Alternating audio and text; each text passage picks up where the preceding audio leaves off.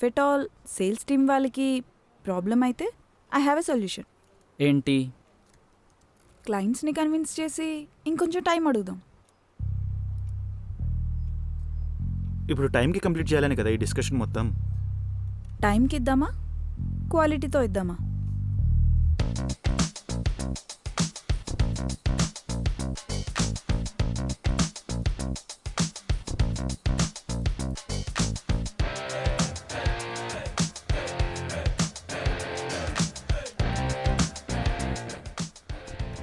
You really did a great job. Thank you, compliments to sir. You. Thank